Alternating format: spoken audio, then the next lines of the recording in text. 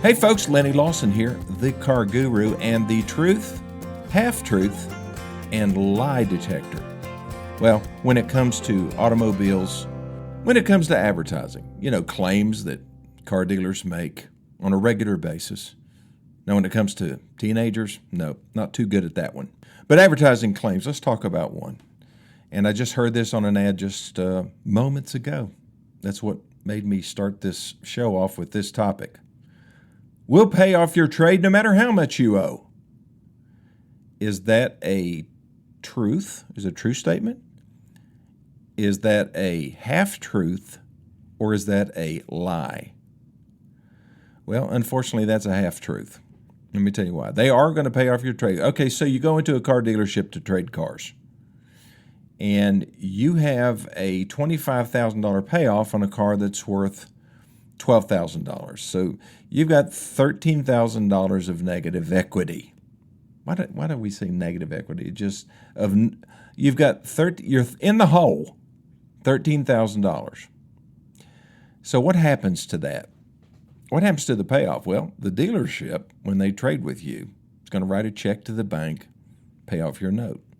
But whatever the amount of that check is going to be added to your contract, your finance contract, and you're going to be paying for that negative equity, just like you're paying for the car. Well, how's that work? That's not fair. It is fair because you owed the money to the bank. The dealership was willing to pay you $12,000 for your car. They're not paying your payoff. They're just paying the $12,000. So that extra $13,000 doesn't just go poof. No. Well, it goes poof as far as that bank is concerned. It goes poof as far as the dealership is concerned. Doesn't go poof for you. Now, if everything was done straight and above board, which it seldom is, you would see it on the bank contract. This is the actual financing instrument that is turned over to the bank, and that's what they use to collect money from you. And if you don't pay for the vehicle, then it gives them certain rights. When you finally write a check, the last check in your payment book, then they'll send you a copy of that contract marked paid.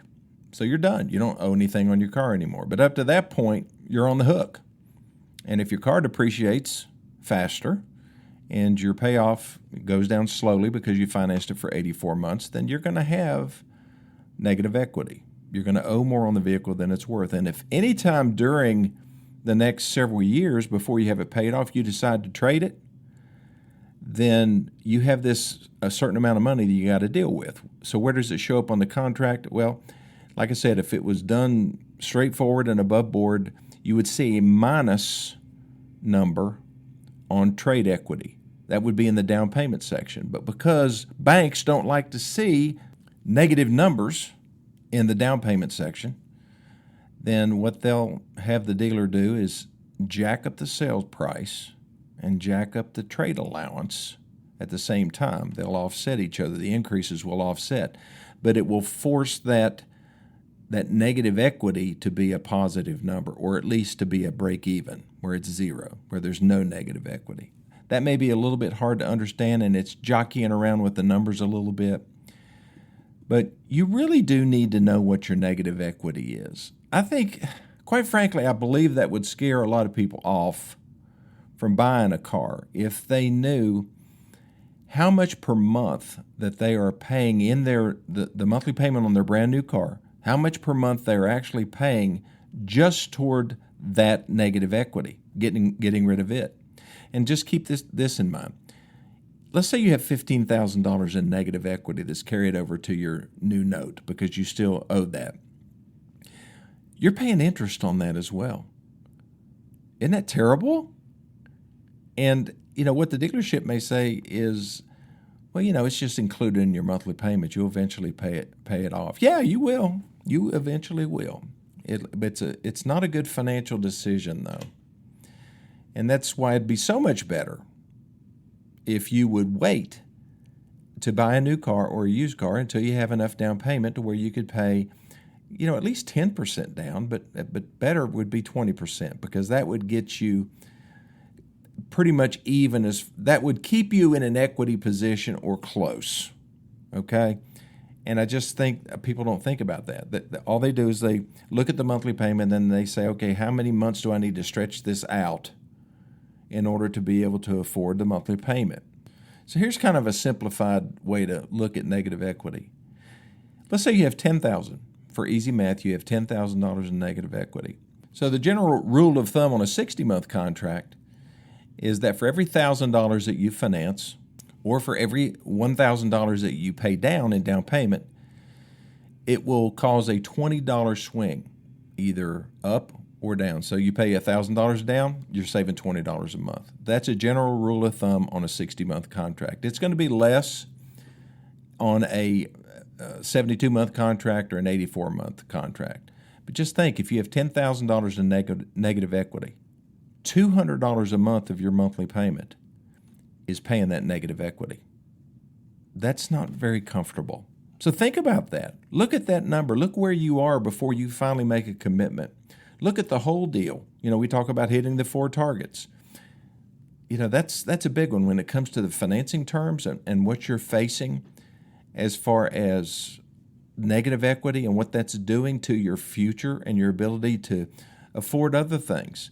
I mean, would you like to have another $200 a month in your family budget? Of course you would. You might blow it, but then again, you might just save it. I'll be back in just 1 minute.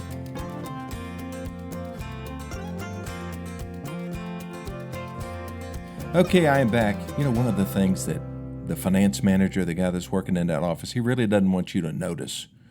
There are, I think, 5 boxes at the top of every bank contract or credit union contract. It breaks down several different things: the annual percentage rate, the total of the monthly payments, and there's this really big number there that has the total purchase price, including everything, taxes, what you will pay for that vehicle over the term of that contract. Holy smoke! I've actually had people look at that number, showing it to them, because you're supposed to disclose all of those boxes. There's not 1 out of 20 dealerships that will disclose all of those boxes. What they do is they cover that with their left hand and point out all the other stuff. You just watch. But yeah, you look at those numbers like my customer did one time, and he said, I'm going to have to think about this. I had no idea it was going to cost me that much with interest and with taxes, and that's the total that I'll pay out of pocket over that period of time, including my trade. Holy smoke! And then they leave. Guess what? They made a good decision because they needed to do that. They needed to absorb that.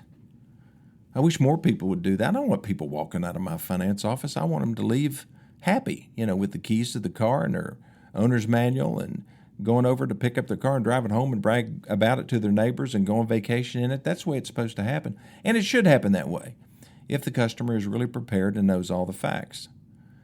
But we're in this, I see a lot of people just kind of in a state of denial. And they get so caught up in the emotion of buying something and being excited about it, getting rid of that old car, getting into new car, just everything is tied up in that. It is exciting, and it should be. But they lose sight of the financial side of things, and that's what I'm trying to help you with here. And it doesn't matter where you live. I got a letter from a guy, or an email. He wants a copy of the guidebook, the Car Guru guidebook. It's a PDF, and I can send it to you to your email address. And he's in UK somewhere. He's in the old country somewhere, in Great Britain. So do they do it differently over there? Well, I've watched this show for many years called Wheeler Dealer. I just love it. This guy named Mike has been in the car business all his life, I suppose, and he decides what he wants to buy, and then he goes searching for it online, and he finds a car. He'll go to somebody's house. He'll drive it. He'll test drive it. How about that for a novel idea? He'll test drive the vehicle so that he can find out basically what the faults are, if there are any. Then he'll come back, negotiate a purchase, and then he'll fix the car up, do everything he wants to do to it to make it, more sellable, and then he'll advertise the vehicle, and then he'll sell it. You get to see the transaction from beginning to end. But I don't care if it is in England. It's the same thing. It's the same process. that people go through when it comes to buying and selling. Now, most of his buyers are cash buyers, apparently, and really most of the cars that he sells are not high-dollar cars, but occasionally they are.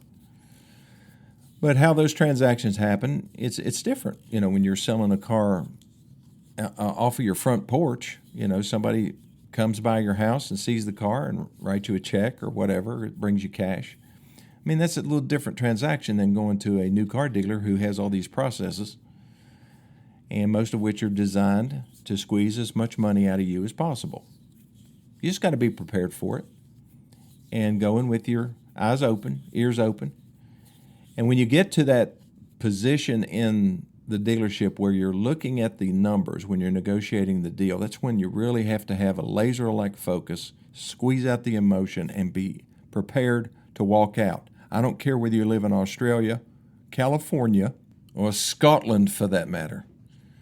They still have outlets where they sell cars, new and you have your new car dealers and your used car dealers, and it's the same thing. It's negotiating a deal, and it's paying attention to the details. I don't know how they handle financing in other countries.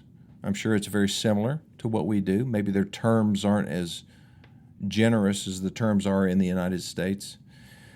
And I see the necessity of that because of the pricing of new vehicles are very expensive. So just watch out. Read the paperwork. Read the contract. Don't let the guy cover the important numbers with his left hand while he's explaining other things with his right hand. Tell him, move that hand.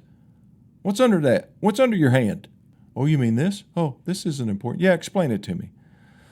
Okay. I want to get back to this Wheeler Dealer Show. If you want to learn a lot about vehicles and the sales transaction, what it takes to buy a vehicle and how to properly buy one and evaluate a car, how to get it ready to sell, making all the changes, everything.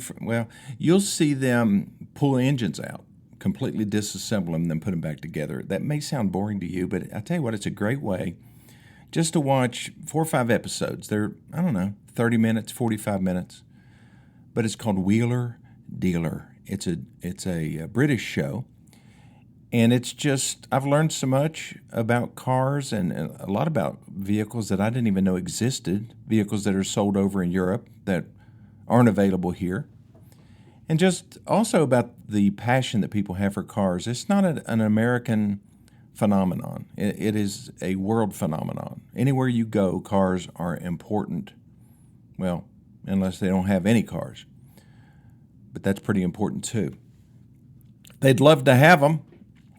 And just look at different types of racing and how important racing is in this world that we live in. Formula One, for example, is the biggest form of racing from a spectator standpoint of all of them combined. You think NASCAR's big. Formula One is way bigger. But Formula One isn't a big deal in the United States, but they're trying to make it so because, you can tell that because they have the Miami Grand Prix now. They have, that was Indy cars that they tried in Nashville. They have at the Circuit of the Americas, I think it's in Austin, Texas, they have the U.S. Grand Prix there. And, the Las Vegas Grand Prix that they just started a couple years ago. So they're trying to spread the word as far as Formula One. What does Formula One mean? Anyway, what is that? Well, it is the most expensive form of racing. Your average NASCAR race car now is somewhere around $300,000 if you look at a Formula One race car that Lewis Hamilton or Max Verstappen drives for Mercedes. Lewis Hamilton is now with Ferrari. The average car is somewhere in the neighborhood of $15 million just for one car. So when you see them lose control and slam into a wall, that's $15 million. Go grab another one. You can see why the average budget for a Formula One team, they're maxed out. That's part of the formula. That's where the term formula comes from anyway. It's because the cars have to be built under a certain formula, and those are specifications that every team has to meet. And they all use the same tires. They all have very similar suspensions, but they do tweaks to them. They all have very similar engines. As far as engine displacement and all of that, it's exactly the same.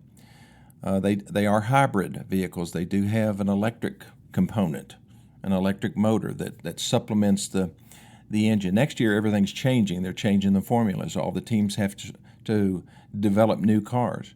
But, surface area, the weight of the car, the weight of the driver and the car, all of this is clearly specified. It is in NASCAR too, but it's to a much greater extreme in Formula One. And then they have a maximum budget. You know what it is? $300 million is what the budget is. And it's interesting that there are no American teams.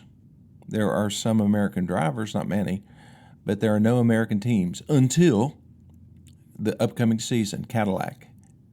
Yes, Cadillac is coming up with a team. It is, I think the Andretti family is behind the management of the team, but General Motors is kicking in millions of dollars to be able to participate in Formula One. So there are a lot of unique characteristics of automobiles that are sold in different countries, and the laws are different. That's why you just can't have a universal car. You cannot take a vehicle that meets all of the requirements for Australia or for France or for any other country and sell it in the United States, because we have different guidelines. Safety guidelines, a lot of those are dictated by the feds. Emission guidelines. So Porsche, for example, the one that I ordered, it was made specifically for the U.S. market. Cannot be sold in Europe. Can be driven in Europe. You can go to the factory and pick it up and drive it around for a little while, but you can't register it there. It's made to be registered in the United States. There are BMWs that are built in Spartanburg, South Carolina. Those cars that are destined for Europe, they won't qualify to be driven on American roads. So that complicates things. If there was some type of a universal standard for vehicles, which will never happen, then cars could be cheaper. The same thing applies to emissions. Like right now, if you buy a vehicle in the United States, they have California rules, and then you have everybody else. Now, there are multiple states. I think there's, 10 or 12 states that have adopted California's emission guidelines. So if you want to sell a vehicle in New York, it has to have California emissions on it. Isn't it weird? But if you want to sell a vehicle in Tennessee, it can have either the 49 state emissions or California emissions. But you can't order a new vehicle at a dealership in, Santa Rosa, California with federal emissions. It has to have California emissions. That makes cars more expensive. California dictates certain types of fuels, and certain blends have to be burned in the state of California. They cannot sell gasoline in California that doesn't meet those standards, but those standards do not apply to vehicles that are sold in Ohio or Michigan. Well, maybe Michigan. I don't know. They're a pretty liberal state. Okay, I'll take my last break, and I'll be back here in just a minute.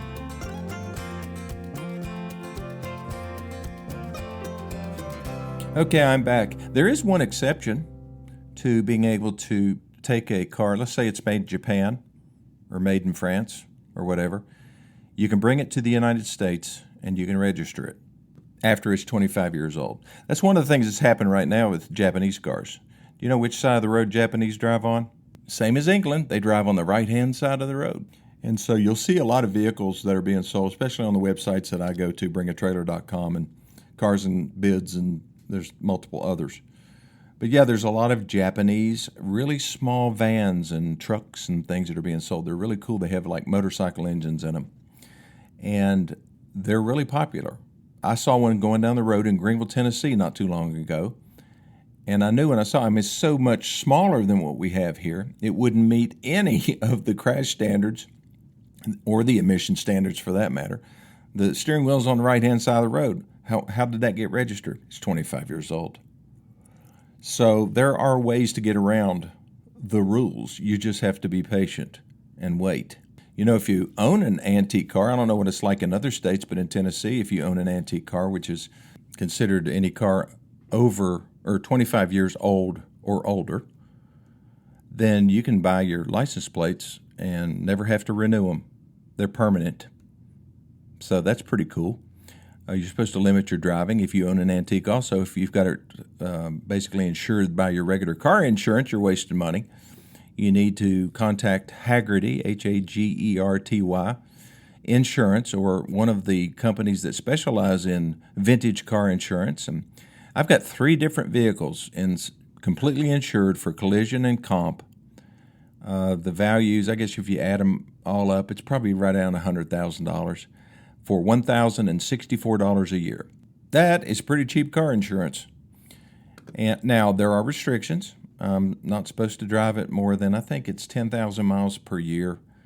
And, it's kind of a limited use, but that's okay because I'll never put 10,000 miles per year on any one of these cars. I'll be lucky to put 500 miles on any one of them. But I do want them insured because if something happens, some mechanical failure and it burns up, I always keep a fire extinguisher in each of my antique cars as well. But, if something happens, some type of comprehensive claim. And plus, when you buy that type of insurance, it will cover you based on stated value. So if you want to insure the car for $50,000, that's what it's insured for. It's not like if you have an accident, then you have to deal with some adjuster, and you believe your car, and based on all the research and everything, you think your car is worth $50,000, and they say, nope, it's worth $15,000 based on the book. Well, that car's not in the book. So you don't have to go around and around with them.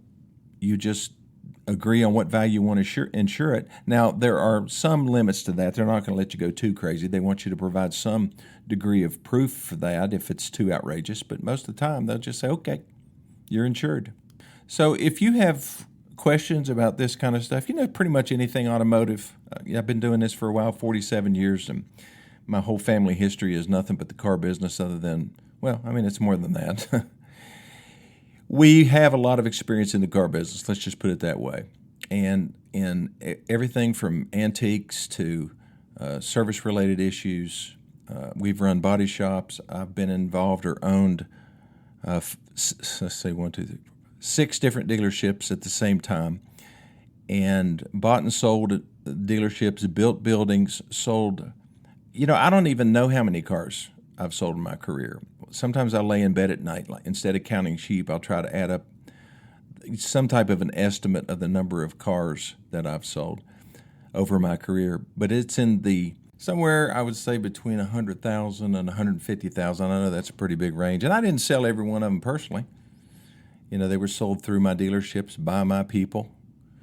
But I can tell you this, I was involved in a lot of them. And I've seen every possible scenario that you could possibly imagine when it comes to somebody making a purchase decision, some weird circumstance, as far as their trade-ins are concerned. We've traded for burial plots. I've traded for visible gas pumps. We've traded for campers, motorcycles. We trade for just about anything.